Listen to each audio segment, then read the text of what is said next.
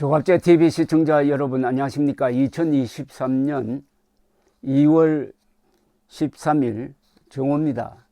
지금 터키 남부 시리아로서는 북쪽인데 그 국경지대를 중심으로 일어난 대지진의 피해 규모가 점점 커지고 있습니다. 현재 사망자가 34,000명에 이르렀다고 합니다.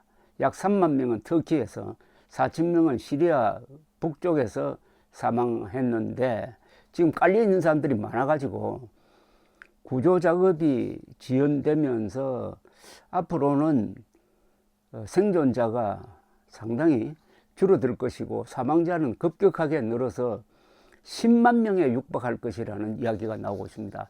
여러분들이 이 장면을 보시면은 마치 원자폭탄을 맞은 히로시마를 보는 듯 합니다. 한 블록 전체가 그 고층 건물 몇십 층 하는 아파트가 그냥 와르르 무너져 내렸습니다. 이것을 영어권에서는 팬케이크 컬랩스라고 합니다. 팬케이크처럼 납작하게 되어버린다는 거죠. 이런 장면이 1995년 한국에서도 있었습니다. 삼풍 아파트 붕괴가 그런 모양이었습니다. 저는 그때 삼풍 아파트 근방에서 저녁 약속이 있어서 가다가 무너졌다는 소식을 듣고 그 현장에 도착했더니 그 6층, 7층 되는 건물이 눈에 보이지 않았습니다. 완전히 무너져서 그 상부 구조가 전부 지하로 들어가 가지고 그냥 납작하게 돼 버렸습니다.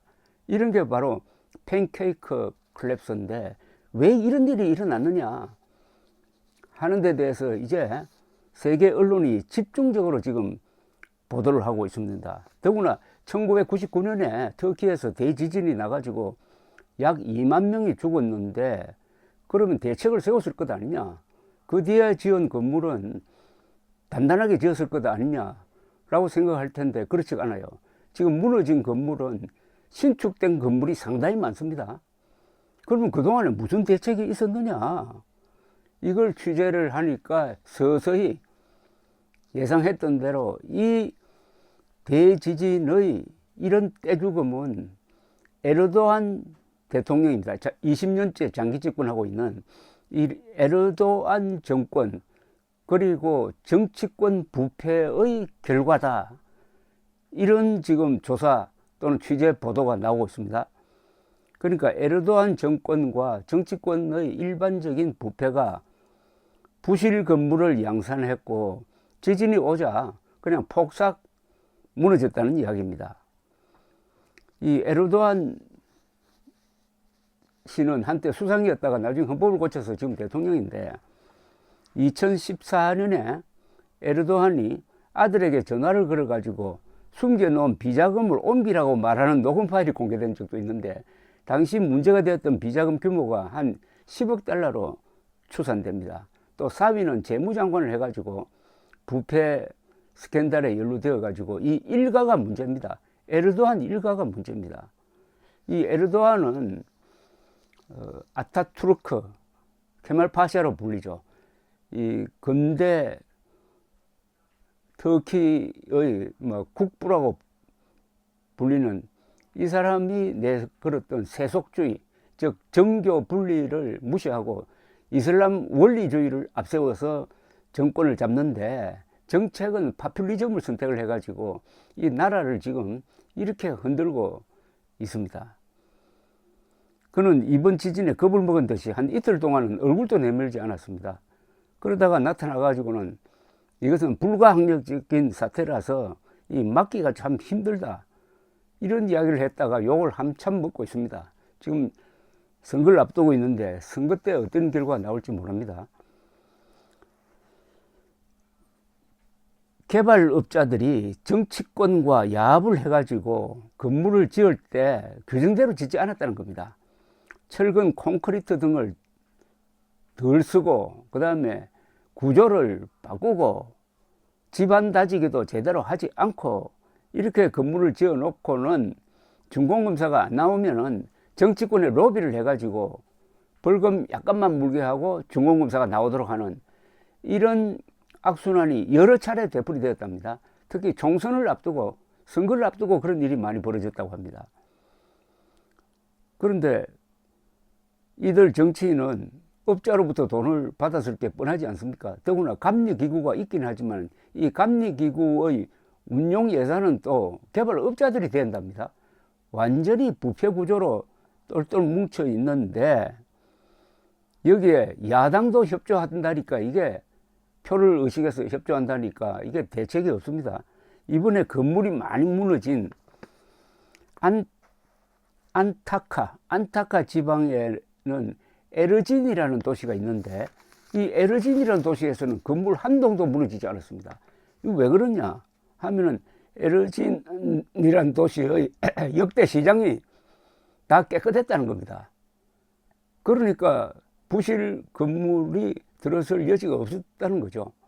완전히 이것은 부패로 무너진 겁니다. 물론 7.8 규모라면 큰 지진은 사실입니다.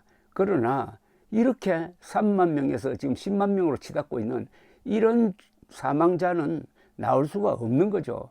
그 정도의 지진이 동경에서 일어났다 하면 이렇게 많이 죽었겠습니까? 2018년 에르도안은 카라만마라스시를 찾아가지고 선거운동을 했는데 자신이 부실 건물에 중공검사를 내준 일을 자랑하면서 14만 4천 명을 내가 도왔다는 말을 하기도 했습니다. 그래서 여론이 악화되자 지금 터키 정부는 부동산 개발업자들에 대한 수사에 착수했지만은 이 에르도안 일가의 부패 때문에 몸통은 건드리지 못할 것이라는 게 일반적인 예견입니다. 문제는 선거로 해결할 수밖에 없는데 터키도 에르도안이 집권하고 나서 중산층과 저변층을 완전히 분열시켜서 여론이 한 곳으로 모여지지가 않습니다. 그래서 에르도안 정권을 무시하고 지금 어떻게 하든지 저 사람들을 도울 방법이 없느냐 해가지고 우리도 지금 대규모 구조단을 보내기는 했는데 저 터키를 잘 아는 한 지인이 저한테 문자 메시지를 보냈는데 이렇게 적혀 있었습니다. 이런 터키에 돈을 보내봐야 에르도안의 사위 차지가 될 것이다. 물론 6.25 때 터키는 한국전에 연인원으로 한 12,000명을 보냈습니다. 전사자 그리고 실종자까지 포함하면 약 1,000명이 나옵니다. 정말 고마운 나라고 또 인종적으로 몽골 투르크 계통이라는 점에서 친근감을 우리가 느끼고 있는 것은 사실이고 또 이슬람 국가 중에서 가장 성공적인 근대화 개혁을 했습니다. 즉 여성에게 참정권을 주고 문자도 아랍식으로 쓰지 않고 알파벳식으로 쓰고 그 다음에 정치와 종교를 분리하고 한 그 위대한 케말 파샤 아타투르크의 개혁에 한때는 박정희 그룹도 매료되어 가지고 그걸 본받으려고 한 적도 있습니다. 그러다가 결국은 파퓰리즘 정치가 등장하니까 그게 바로 이런 정치 부패를 낳고 정치 부패가 건물의 인허가 준공 과정에 개입하면은 부실 건물이 생기고 이걸 지진이 흔들어 버리면은 이렇게 폭삭 망해가지고 수만 명이 죽는 비극이 생긴다.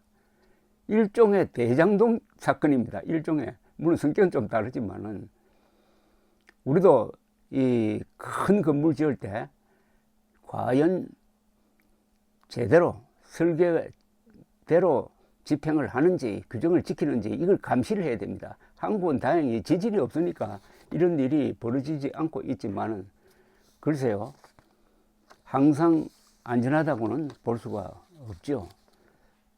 타산지석으로 삼아야 할 것이 바로 터키의 정권 정치 부패가 부실 건물을 양산하고 그것이 지진과 만나면 떼죽음을 한다는 이 사실입니다. 감사합니다.